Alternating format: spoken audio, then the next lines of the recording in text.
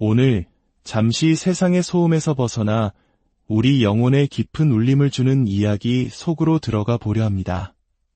우리가 이 귀한 말씀의 여정을 시작하기에 앞서 만약 이 이야기가 여러분의 마음에 와닿는다면 이 은혜를 주변의 소중한 이들과 함께 나누어 주십시오. 여러분의 공유와 구독은 저희가 이와 같은 영적인 메시지를 계속해서 전하는 데 큰 힘이 됩니다. 이 말씀을 듣는 모든 순간 하나님의 크신 평강과 축복이 여러분과 함께 하시기를 기도합니다. 시대를 초월하여 가장 많이 읽힌 책, 바로 하나님의 말씀, 성경으로 함께 떠나보겠습니다. 말씀의 영은 우리에게 생명을 줍니다. 오늘 우리가 함께 묵상할 말씀은 요한계시록 3장 1절에서 6절, 그리고 요한복음 6장 60절에서 69절입니다. 요한계시록 3장 1절입니다. 4대 교회의 사자에게 편지하라. 하나님의 7영과 7뼈를 가지신 이가 이르시되 내가 내 행위를 아노니 내가 살았다 하는 이름은 가졌으나 죽은 자로다. 이것은 단순한 글이 아닙니다. 사도 요한의 펜을 통해 기록되었지만 부활하신 그리스도께서 직접 4대 교회에게 보내시는 개인적인 편지입니다. 주님께서는 우리의 모든 행위를 아신다고 말씀하십니다. 겉으로는 살아있는 것처럼 보이고 활발하게 활동하는 것처럼 명성을 얻었을지 모르나 주님 보시기에는 영적으로 죽어있을 수 있다는 무서운 경고입니다. 그리고 주님은 이렇게 말씀하십니다. 너는 일깨어 그 남은 바 죽게 된 것을 굳건하게 하라. 내 하나님 앞에 내 행위에 온전한 것을 찾지 못하였노니 그러므로 내가 어떻게 받았으며 어떻게 들었는지 생각하고 지켜 회개하라. 만일 일깨지 아니하면 내가 도둑같이 이르리니 어느 때에 내게 이르는지 내가 알지 못하리라. 일깨어라. 그리고 남은 것을 굳건하게 하라. 주님은 우리가 잃어버린 것을 되찾으라고 말씀하지 않으십니다. 앞으로 얻게 될 것을 기대하라고도 하지 않으십니다. 지금 바로 여기에 남아있는 것을 굳건히 하라고 명령하십니다. 하지만 4대에는 희망이 있었습니다.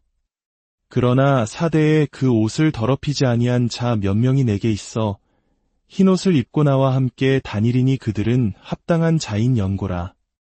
이기는 자는 이와 같이 흰옷을 입을 것이요 내가 그 이름을 생명책에서 결코 지우지 아니하고 그 이름은 내 아버지 앞과 그의 천사들 앞에서 시인하리라.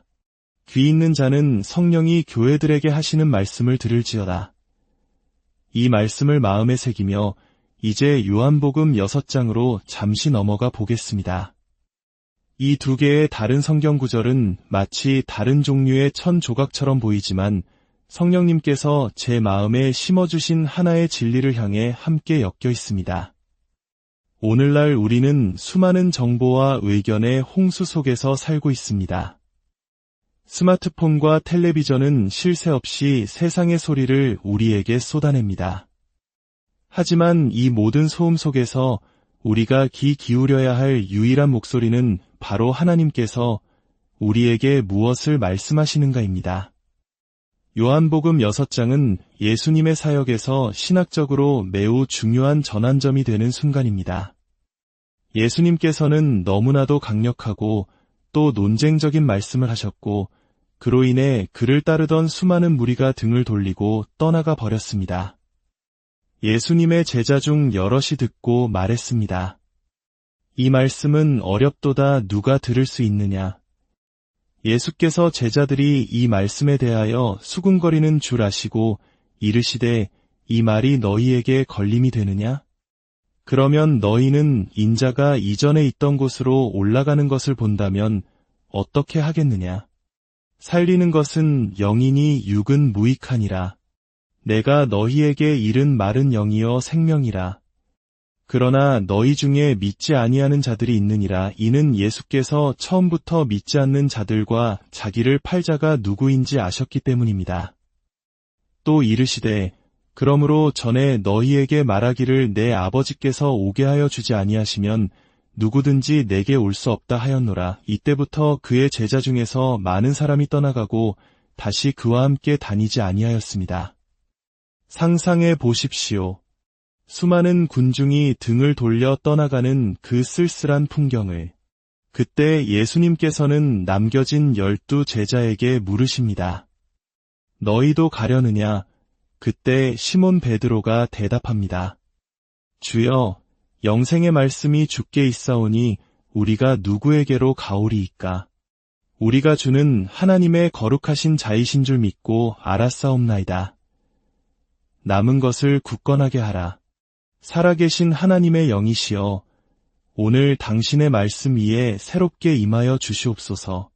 당신의 백성 가운데 당신 자신을 나타내 주시옵소서. 주님께서 행하실 일들을 미리 감사드리며 예수님의 이름으로 기도합니다. 아멘. 제가 어렸을 때 새학기를 준비하던 기억이 납니다. 지금처럼 모든 것이 풍족한 시대가 아니었습니다. 아마 우리 부모님 세대, 할머니, 할아버지 세대분들은 제 이야기에 깊이 공감하실 겁니다. 보릿고개를 넘던 그 시절, 어머니는 새 옷을 사주기 위해 저를 데리고 시장으로 가셨습니다. 하지만 번화가의 화려한 백화점으로 가신 것이 아니었습니다. 어머니는 저를 데리고 포목점, 즉 옷감을 파는 가게로 가셨습니다. 그리고 그곳에서도 가장 좋은 옷감을 고르시는 것이 아니라 가게 한쪽 구석에 쌓여있는 자투리 천 더미로 가셨습니다. 자투리 천이 무엇인지 아십니까? 옷을 만들고 남은 너무 작아서 정상적인 가격으로 팔기 힘든 천 조각들을 말합니다. 어머니는 그 자투리 천들 중에서 쓸 만한 것을 고르셨습니다. 제가 그 옆에 서 있으면 어머니는 제 몸에 천을 대보며 이 조각으로 셔츠 하나가 나올지 바지 하나를 만들 수 있을지 가늠하셨습니다. 어머니는 버려질 뻔한 그 작은 천 조각들로 저와 제 형제들의 옷을 지어주셨습니다. 그것은 구찌나 루이비통 같은 명품이 아니었습니다. 나이키도 아니었습니다. 그저 자투리, 남은 것이었습니다. 하지만 어머니의 손길을 통해 그 보잘것없던 천 조각들은 세상에서 가장 소중하고 따뜻한 옷으로 재탄생했습니다. 어머니는 남은 것의 가치를 아셨고 그것으로 무언가를 만들어내는 지혜를 가지셨던 겁니다. 오늘 저는 이 자투리 천과 같은 두 개의 성경 본문을 여러분 앞에 가져왔습니다. 하나는 요한계시록의 묵시적인 경고이고 다른 하나는 제자들이 떠나가는 요한복음의 아픈 이야기입니다. 전혀 상관없어 보이는 이 두 이야기를 함께 엮어 하나님께서 남은 것을 통해 어떻게 일하시는지 함께 보고자 합니다. 놀랍게도 성경에서 남은 자 또는 남은 것이라는 단어는 500번 이상 언급됩니다. 하나님께서는 왜 이토록 남은 것에 주목하시는 걸까요? 우리는 다음 것을 향해 정신없이 달려가는 시대에 살고 있습니다. 더 새로운 것, 더 빠른 것, 더 나은 것을 끊임없이 추구합니다. 하지만 다음 것에만 몰두하다 보면 우리는 종종 남아있는 것의 소중함을 잃어버리게 됩니다. 요한계시록의 4대 교회는 바로 그런 상태였습니다. 과거의 명성에 취해 세상의 문화와 유행을 좇느라 자신들의 영적 정체성을 잃어버렸습니다. 인기를 얻기 위해 세상과 타협하며 그들은 스스로 누구인지를 잊어버렸습니다. 그러나 주님은 그곳에 남아있는 소수, 자신의 옷을 더럽히지 않은 남은 자들에게 주목하십니다. 그리고 그들을 책망하시는 대신 그들을 다시 살리시고 회복시키겠다고 약속하십니다. 하나님은 지금도 지치고 힘들지만 여전히 믿음의 자리를 지키고 있는 당신을 주목하고 계십니다. 폭풍우와 역경 속에서도 끝까지 붙들고 있는 당신을 하나님께서는 다시 일으켜 세우실 것입니다. 주님은 떠나간 사람들에게 집중하라고 하지 않으십니다. 잃어버린 것에 슬퍼하며 시간을 낭비하지 말라고 하십니다. 그 대신 남아있는 것을 굳건하게 하라고 말씀하십니다. 떠나간 사람들은 그냥 가게 내버려 두십시오. 당신을 버리고 배신하고 외면한 사람들 때문에 더 이상 슬퍼하지 마십시오. 하나님께서는 당신이 잃어버린 그것 없이도 당신을 축복하실 수 있습니다. 하나님은 언제나 당신에게 남아있는 것을 통해 일하십니다. 이것은 마치 탕자의 비유에 숨겨진 교훈과도 같습니다. 우리는 집 나간 둘째 아들이 돌아오는 것에만 집중하지만 이 이야기에는 아버지가 잃어버린 아들에게만 신경 쓰느라 묵묵히 곁을 지킨 첫째 아들에게 소홀했던 모습이 숨어 있습니다. 우리는 너무나 익숙하고 당연하게 곁에 있는 것들의 가치를 잊어버리곤 합니다. 늘 그 자리에 있을 것이라 여기며 소홀히 대하다가 그것마저 죽어가게 만듭니다. 당신 곁에 끝까지 남아준 친구, 당신을 지지해준 가족, 당신이 지금 가지고 있는 작은 재능, 그것이 바로 하나님께서 주목하시는 남은 것입니다. 새로운 것을 얻기 위해 혹은 떠나간 것을 되찾기 위해 지금 당신 곁에 있는 소중한 것들을 방치하고 있지는 않습니까? 예수님께서 내 살을 먹고 내 피를 마시라는 어려운 말씀을 하셨을 때 수많은 사람들이 그를 떠났습니다. 그들은 육적인 귀로 듣고 육적인 결론을 내렸습니다. 그들은 예수님의 기적을 보고 빵을 얻기 위해 따랐던 팬이었지 어떤 어려움 속에서도 함께할 제자는 아니었던 것입니다. 놀라운 것은 예수님께서 떠나가는 그들을 붙잡지 않으셨다는 사실입니다. 오해라고 설명하지도 가지 말라고 애원하지도 않으셨습니다.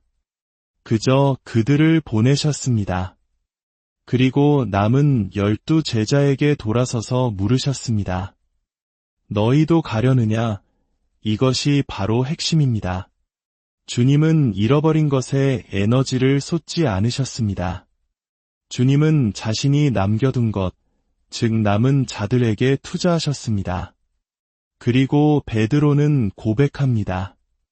주여, 영생의 말씀이 주께 있사오니 우리가 누구에게로 가오리이까? 오늘 이 메시지를 듣고 있는 누군가는 인생의 변곡점에 서 있을 것입니다.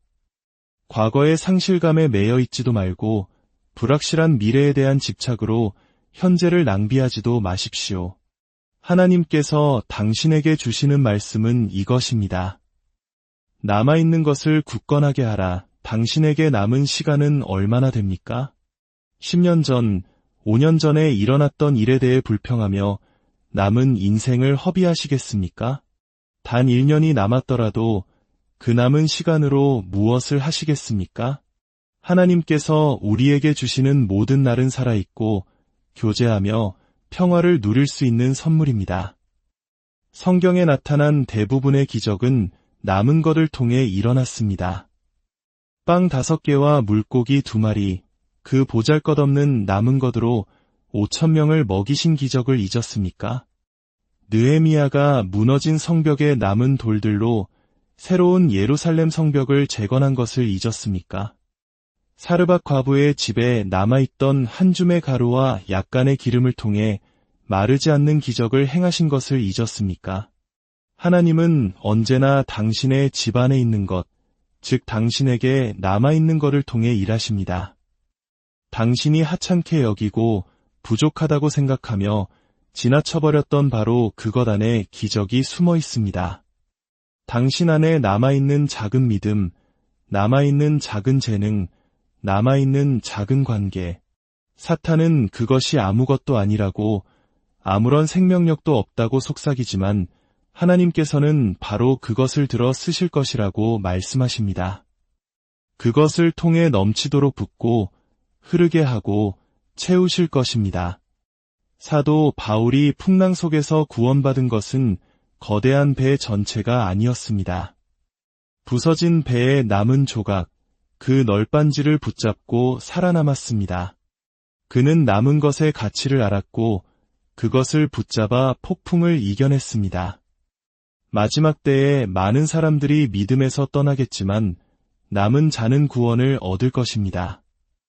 예수님은 남은 자들을 위해 다시 오십니다.